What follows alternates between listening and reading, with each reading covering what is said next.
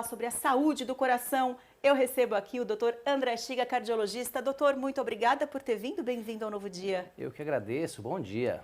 Doutor, tá friozinho? Coração sofre mais? Quando as temperaturas baixam? Isso é verdade mesmo. Mais do que 30% sobem os riscos de ter ou um infarte, que é quando entope uma artéria no coração, ou um acidente vascular cerebral, que é quando entope uma na cabeça. Então essa época, ontem começou o inverno, né? A gente precisa realmente redobrar a atenção. E por que isso acontece com o nosso organismo? É uma ótima pergunta, mas basicamente pelo efeito de um hormônio chamado adrenalina, que é o mesmo hormônio do estresse, dos exercícios, dos esportes de aventura. O frio libera adrenalina. E o que esse hormônio faz é distribuir o sangue para as regiões do corpo onde a gente precisa mais. E o que faz a gente reter calor no nosso corpo é o sangue. Então, uma das coisas que a adrenalina faz no frio é fazer com que as artérias da pele elas se contraiam. Isso faz com que a pressão para o sangue sair do coração tenha que ser maior.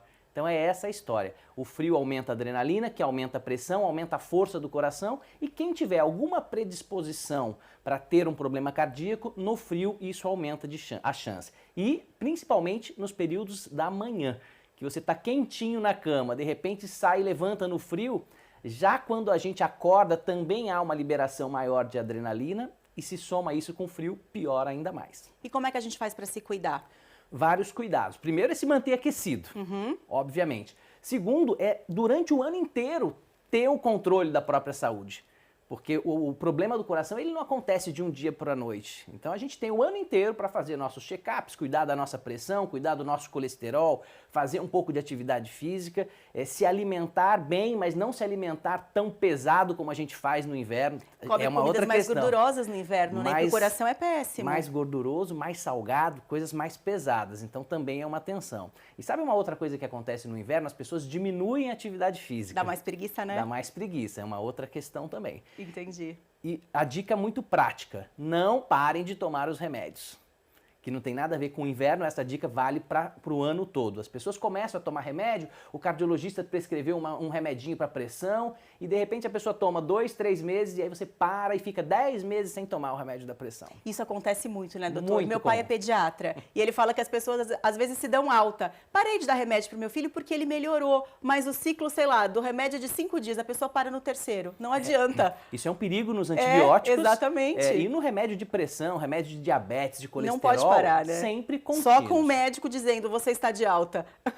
E olha lá. Nos problemas cardíacos, isso quase não acontece, porque a hipertensão, quando ela começa, como é um endurecimento dos vasos sanguíneos, é pouco provável que isso vá realmente curar. Então, sempre é tratamento contínuo. Tem que encarar o remédio como nosso aliado, né? Se o médico está prescrevendo, é bom que a gente siga a orientação do médico, que foi quem estudou para isso. A gente que é xereta e que acha que pode dar pitaco na conduta médica, não pode não, vamos confiar nos profissionais. O doutor Júnior de Jacareí mandou uma pergunta para o senhor. Falou o seguinte, qual que é a diferença de um infarto e o transtorno de ansiedade? E como diferenciar os sintomas? Tem aquela palpitação quando a pessoa está muito ansiosa? Boa pergunta. Na verdade, eles podem se confundir, mas o infarto é uma dor fortíssima no peito que pode irradiar para o pescoço ou para o braço, mas isso não é uma regra e acontece pela falta de sangue no próprio músculo do coração. Sabe quando você carrega uma bolsa pesada e de repente o braço começa a doer e você solta? Isso a gente chamaria de angina. O coração começou a sofrer porque está faltando oxigênio para ele lá. Ele começa a doer. Se a gente não trata isso imediatamente, o que era uma angina passa a ser um infarto, que é quando uma parte do músculo do coração morre. O problema todo é que se uma parte sensível morrer, pode causar arritmias e fazer o coração parar. Então, para vocês terem uma ideia, em cada 10 pessoas que infartam, 4 fazem morte súbita. Então, o coração eu falo que é um amigo muito traiçoeiro, a gente não pode bobear. Então, dica prática, se você tem uma dor forte no peito, não fique enrolando, porque o tempo que você tem para o remédio começar a fazer efeito, que é no pronto-socorro, numa emergência, quanto mais rápido começar, melhor. A gente fala que tempo não é ouro, tempo é vida nessas questões. E às vezes a pessoa fica lá 2, 3, 4, 10 horas sentindo dor no peito, achando que é estômago, achando que é coluna, e ele está infartando e de repente ele pode fazer a morte súbita. A dor no peito é o sintoma que mais assim acontece para gente que está de fora. Se você percebe alguém que não está passando bem, qual que é o sinal que a gente de fora pode perceber e tentar pegar essa pessoa e correr para um pronto-socorro, por exemplo? O sintoma típico é uma dor forte em aperto no peito irradiado para o braço e uma sensação de muito mal-estar. Pode vir com náusea e vômito, palidez, é muito comum isso. Você vê lá o velhinho, ele tá com uma dorzinha, mas ele, em vez de falar, ele vai se retraindo e você percebe que ele está esquisito. Desmaio, batedeira, palpitação, tontura quando começa tudo a rodar, mas o principal é a dor forte no peito.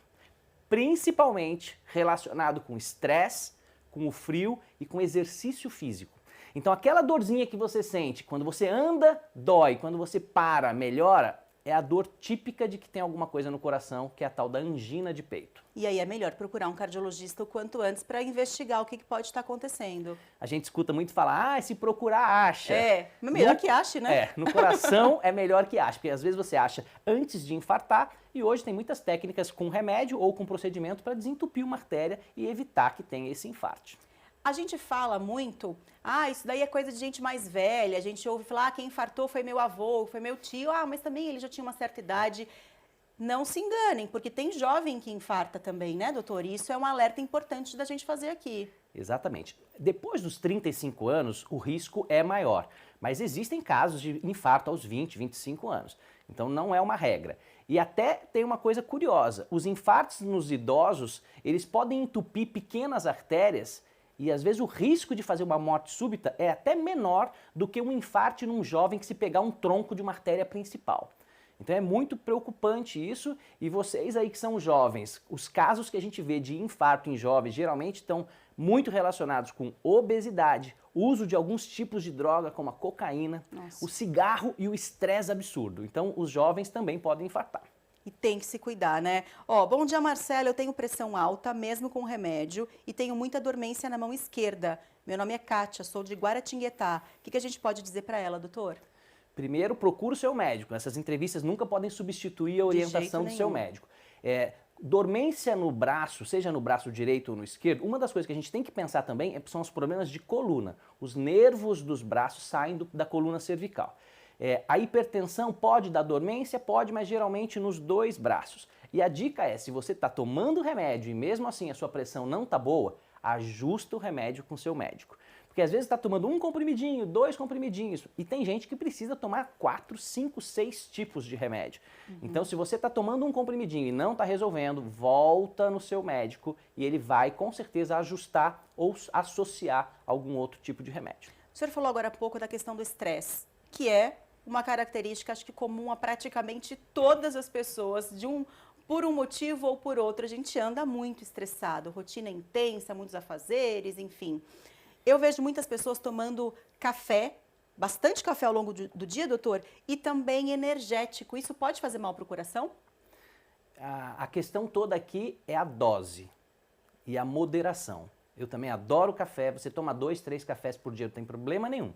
Agora, o café e os energéticos têm doses de cafeína que também estimulam o nosso corpo, com um efeito muito parecido com o da adrenalina, que eu falei do hormônio da luta e da fuga, do estresse. Então, excessos de café e excessos de energético também podem aumentar o risco. Nós estamos falando de excessos. E o energético ainda tem que lembrar que muitas vezes é misturado com bebida alcoólica, que ainda potencializa um pouco mais esses efeitos.